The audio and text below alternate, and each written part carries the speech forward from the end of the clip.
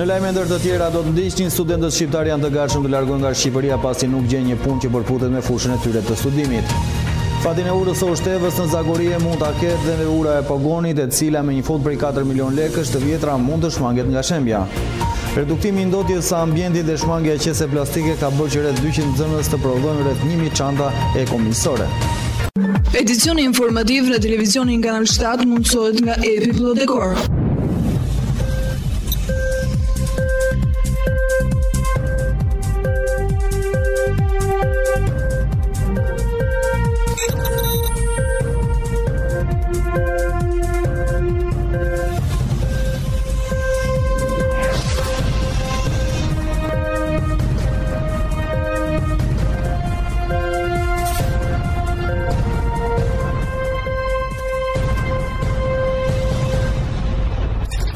Ju përshëndes të nderuar teleshikues televizioni Kanal 7 në edicionin informativ.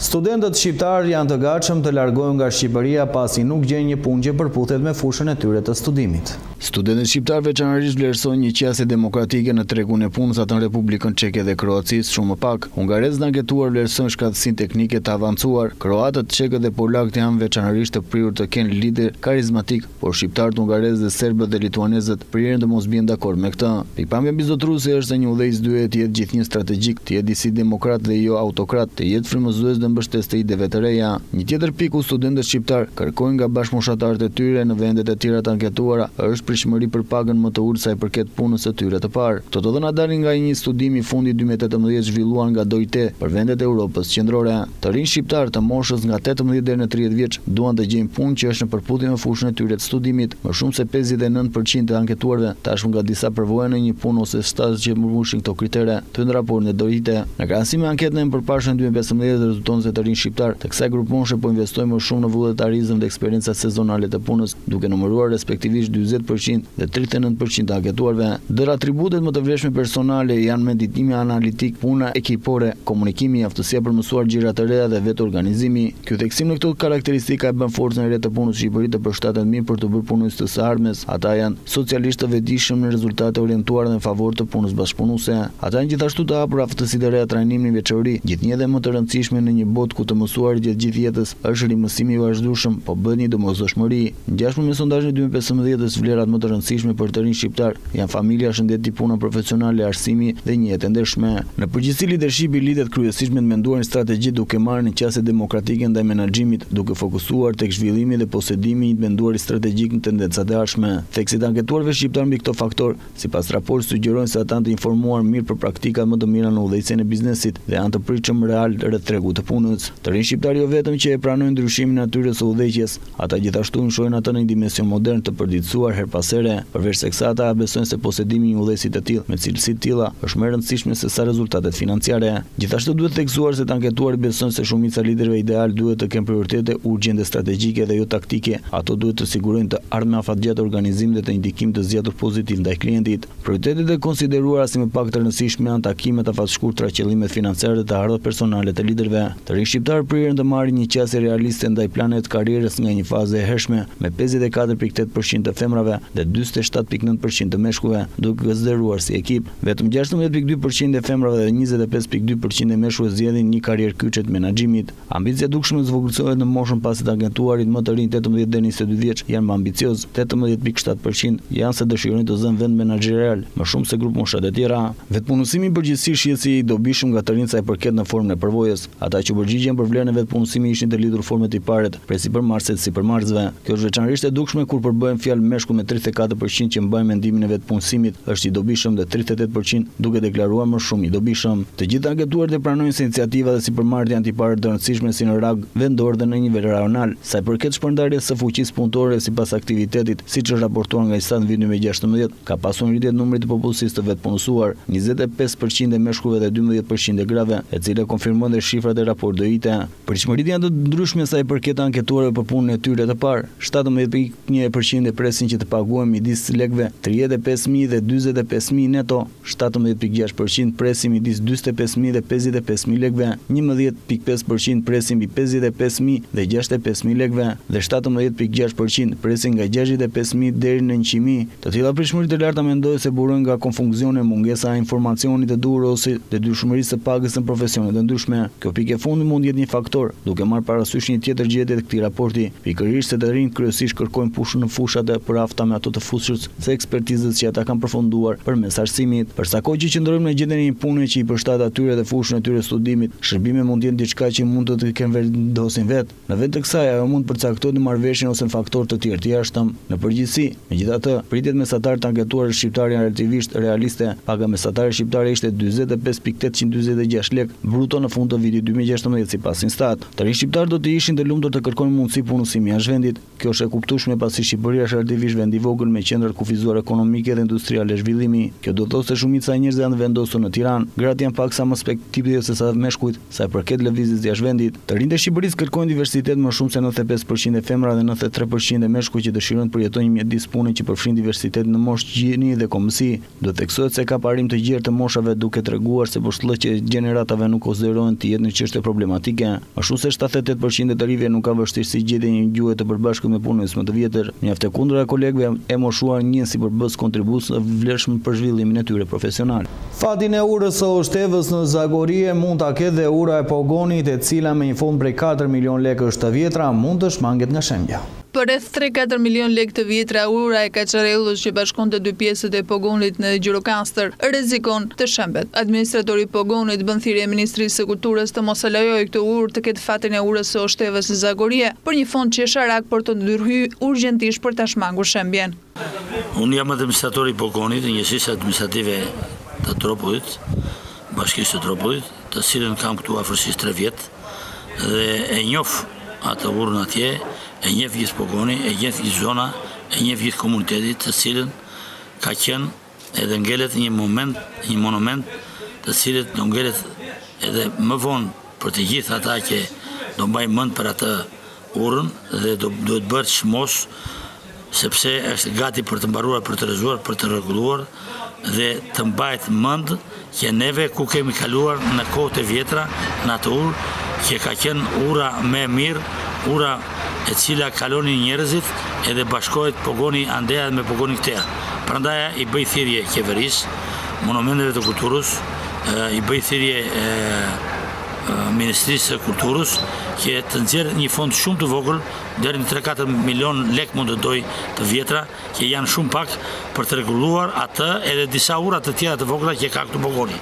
Ne jemi të interesuar, e kam bizeduar me kryetarin e bashkisë, e kemi ngritur në Këshillin Bashkiak, mirë po nuk kemi shumë fonde, prandaj kërkojmë nga ana qeverisë, siç na ka ndihmuar se neve zona këtu është shumë mbrapa me të gjitha ndërtimet edhe rrugët, por tani për tani kemi një shans të madh, na kanë dhënë llafin, kanë ardhur dhe kanë punuar dhe po do bëjmë 3 kilometra gjysmë me asfalt. Kemi dhe fatin e Oshtevës, prandaj të merrem masas sa më urgjent sa më shpejt, se nuk do shumë shpenzime. Prandaj me 2-3 milion janë kaq pak sa s'ke ide, dhe nëse do rrëzohet dhe do prishet, do jetë një disfat shumë i madh, jo vetëm për Pogonin, dhe për qeverinë dhe për Shqipërinë. Ura është dëmtuar seriozisht edhe më shumë nga rreshet e fundit të shiut që ka ngjallur panik te banorët, mos ripërsëritet fati i shëmbesë urës së Oshtevës, një monument kulture që tashmë nuk ekziston më. Në fakt në zonën e Pogonit ka disa ura të tilla, të cilat ka nevojë për ndërhyrje. Reduktimi i ndotjes së ambientit dhe shmangja e qeseve plastike ka bërë që rreth 200 nxënës të prodhojnë 1000 çanta ekomisore.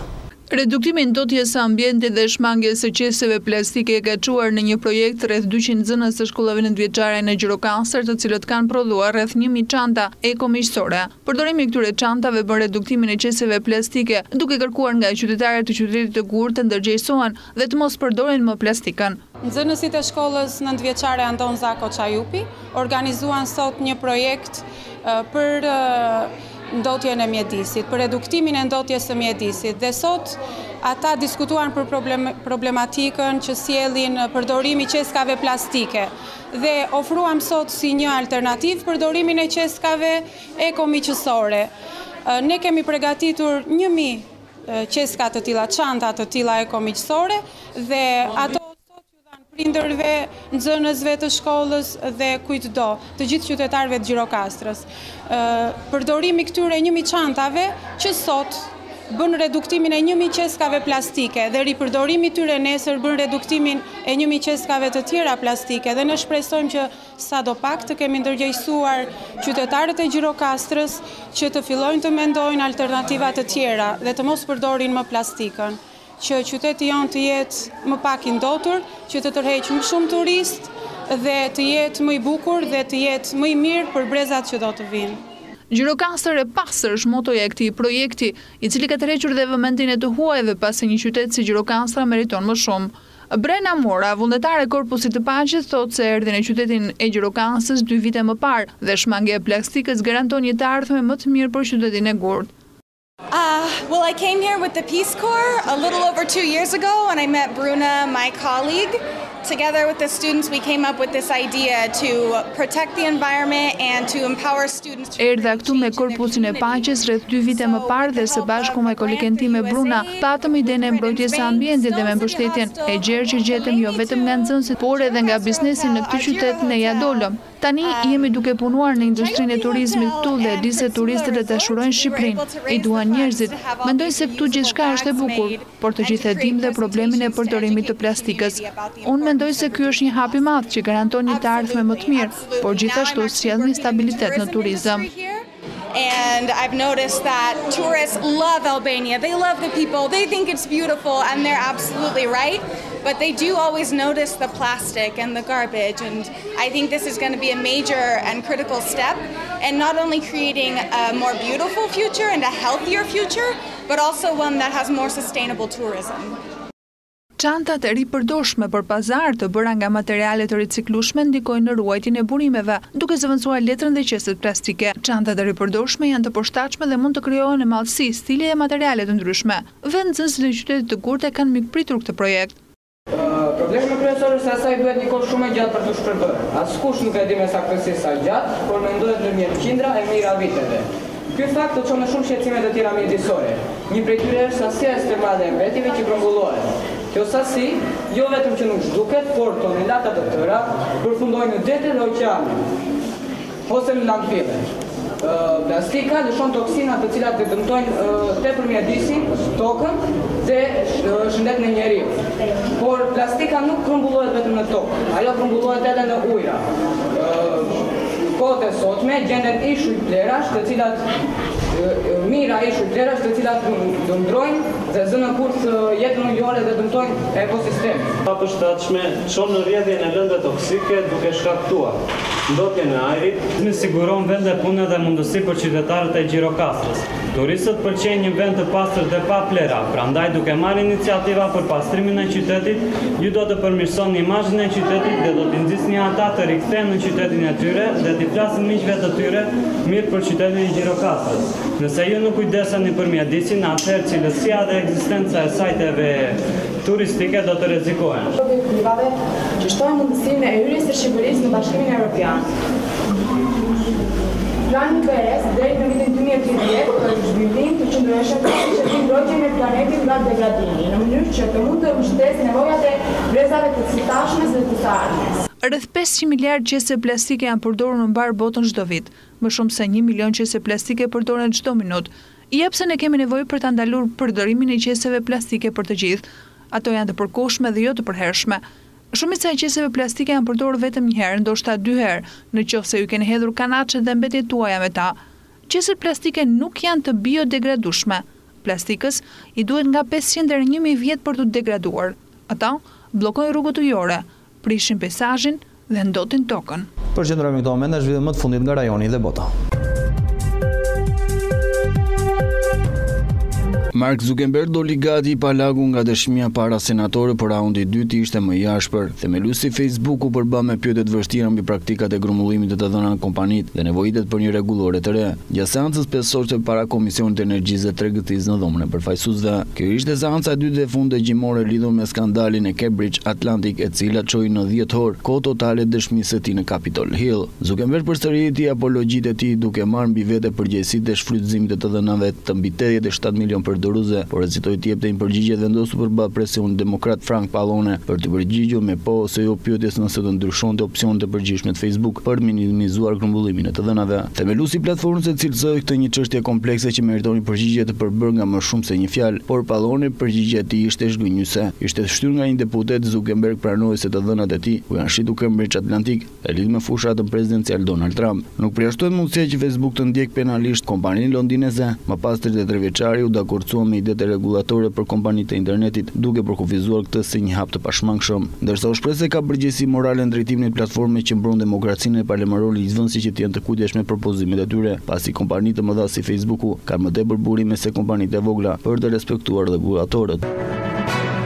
Përplasja president Donald Trump me prokurorin special Robert Mueller arriti pikën e vlimit ditën e martë, kur zënësja e shtëpisë së bardhë deklaroi se kreu shtëpisë së bardhë ka të gjithë autoritetin ligjor për shkarkuar kryetuesin e ndërhyrjes ruse në zgjedhjet prezidenciale vitit 2016. Megjithëse ky parlajmërim i presidentit amerikan nuk është pritur as pak mirë nga shoqëria civile në Shtetet e Bashkuara, ky e fundit përgatitet për një val protestash në gjithë vendin për të kundërshtuar një vendim të mundshëm të Trump për të shkarkuar Muellerin. Shkarkimi i zotit Mueller do të ishte një sinjal i pastër se Trump vepron sikur të ishte mbi ligjin, thuan deklaratë të grupimit MoveOn.org, që ka planifikuar 800 manifestime në Amerikë. Nëse presidenti çon në fund planin e tij, atëherë çdo shtet do të ketë të paktën një tubi me parullën, askush nuk është mbi ligjin dhe deri tani të paktën 320.000 persona ka garantuar pjesëmarrjen. Trump do të nxjisë protesta dhe nëse vendos shkaktoj zvendës prokurorin e përgjithshëm Rod Rosensteni, i cili është përgjegjës për mbikëqyrjen e hetimit të ndërhyrjes ruse në zgjedhjet e 2016. Trump e ka kritikuar ashpër Muellerin dhe parlajmëron shkarkimin e tij pasi agjenti FBI-s mbastisën zyrë avokati personal Michel Cohen pas një urdhri të tij.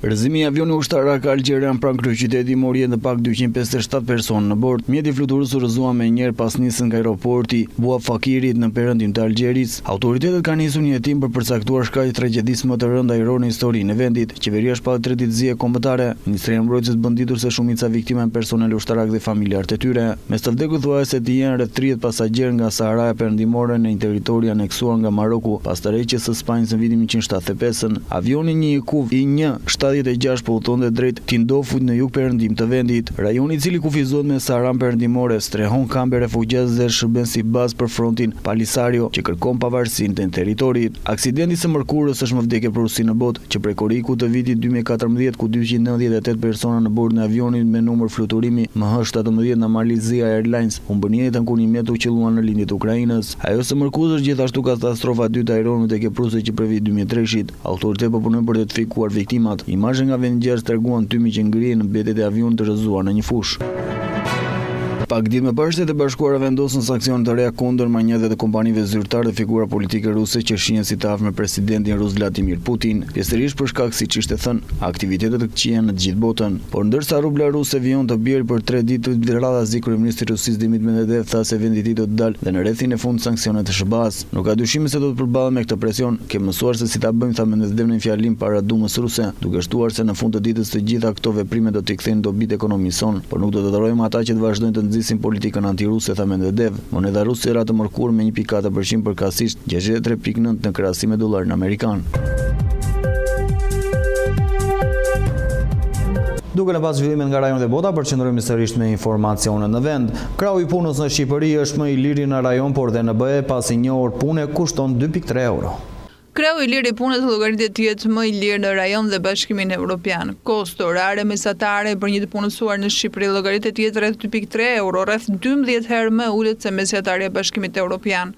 Të dhënat janë marrë nga Instat për Shqipërinë dhe Eurostat për vendet e tjera të Europës. Krahasuar me vendet e rajonit, kostot orare të punës llogaritet të jenë 1.2 euro më lirë se në Maqedoni ku një orë punë kushton 3.5 euro. E treta më lirë për sa përket kostove është Bullgaria ku një orë punë krahasohet me 4.9 euro. Në vendet e tjera të Ballkanit Perëndimor si Serbia, Bosnia-Hercegovina e Malizi, kostot orare të punës janë më të larta se 5 euro. Në Serbi kosto mesatare orare të punës është 5.1 euro, në Malinezi 5.3, ndërsa në Bosnia-Hercegovinë 5.8 euro. Sipas të dhënave të Eurostat, mbi kostot orare mesatare të punës, Europa lindore dhe qendrore në krahasim me Europën Perëndimore janë më të lira. Ato luhaten nga 6 deri në 12 euro ora. Më pas, për kostot lirë punë renditet vendet e Europës jugore si Italia, Spanja, Greqia dhe Portugalia, ku kosto orare mesatare e punës varion nga 15 deri në 30 euro. Më të larta kostot e punës janë në Europën Perëndimore, ku mesatarish punësimi një personi kushton nga 30 deri në 40 euro ora. Në Gjermani, kosto orare mesatare sipas të dhënave të Eurostat llogaritet rreth 34 euro, në Francë 36 euro, ndërsa në Belgjik 39.6 euro për një orë.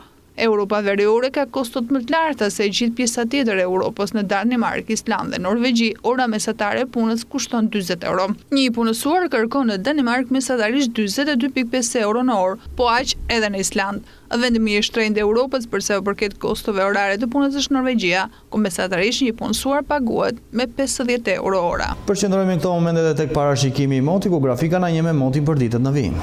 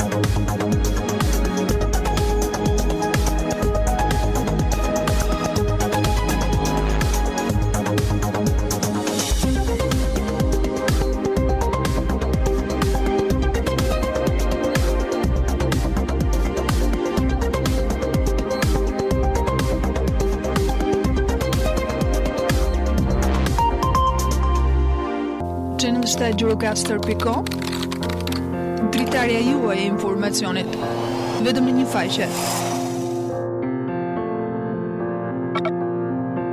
Showbiz, sport, kultur, lajme politike, ekonomi, koncept i ri në gjithçka, ndryshe nga të tjerët. Gjithçka në një të vetme. Dritarja juaj e informacionit në çdo hap, kudo që të ndodheni. Gjirokaster.com. Dhe jemi gjithmonë më pranë. Me parashikimin e modit përfundojmë këtë edicion informativ këtu në televizionin Kanal 7 në shoqërinë e programit në vijim. Bashkë mirupafshim.